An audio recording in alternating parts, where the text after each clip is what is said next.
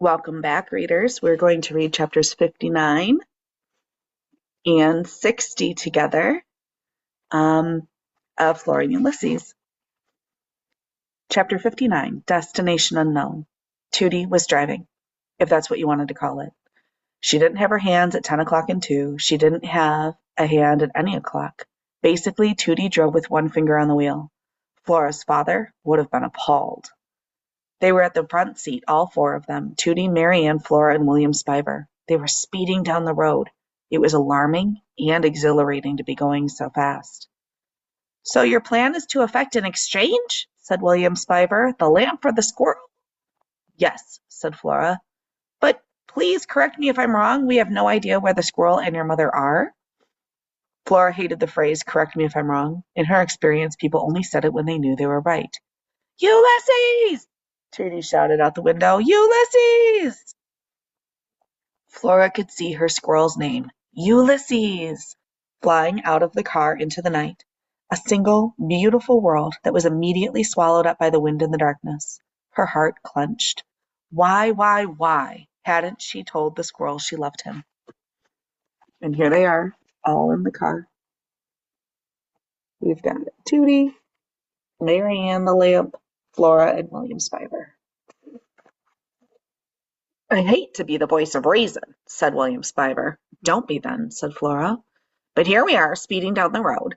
And we're speeding, aren't we, Great Aunt Tootie? Surely we are exceeding the posted speed limit."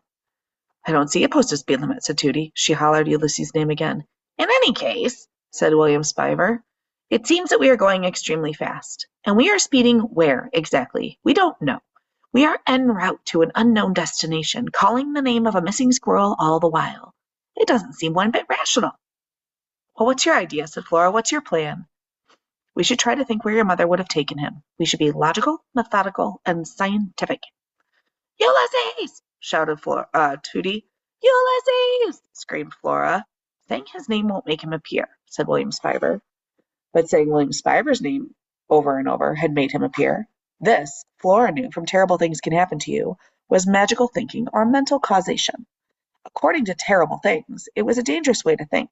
It was dangerous to allow yourself to believe that what you said directly influenced the universe.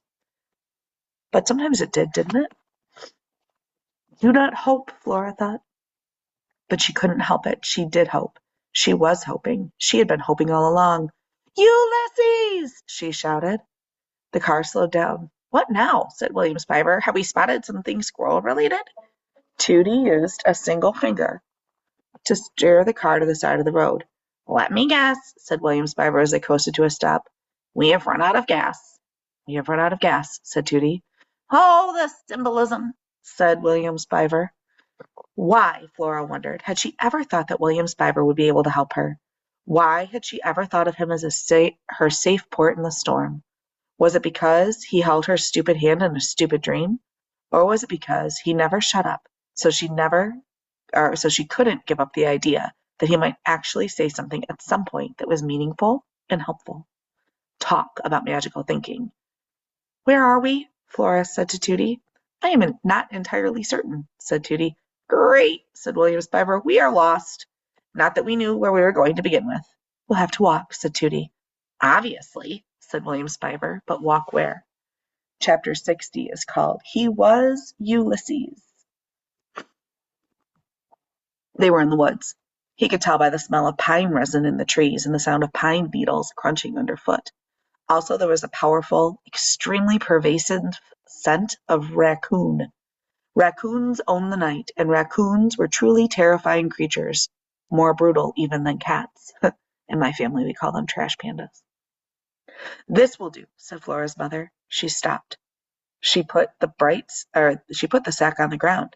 Then she opened it and shone a bright light on Ulysses. He clutched his palm to his chest. He stared into the light as bravely as he could. "Give me that," said Flora's mother. She pulled the paper out of his paws. She threw it to the ground. Would she never tire of flinging his words away? "This is the end of the road, Mr. Squirrel," she said. She put the flashlight on the ground, then she picked up a shovel, the shovel. She heard Flora's voice saying, "Remember who you are." He thought about when Flora had shown him the picture of Alfred T. Slipper in his janitor uniform. and how Alfred had been transformed into the bright light that was incandescent. The words from the poem that Tootie had recited rose up inside of him. Flare up like a flame. If you want to follow along with the comic with me, it's on page 202. Pause me and go grab your book. Flare up like a flame and make big shadows. He wasn't a stone squirrel. Arg! He was Ulysses. Eek! So here he is, flaring up like a flame in the sack.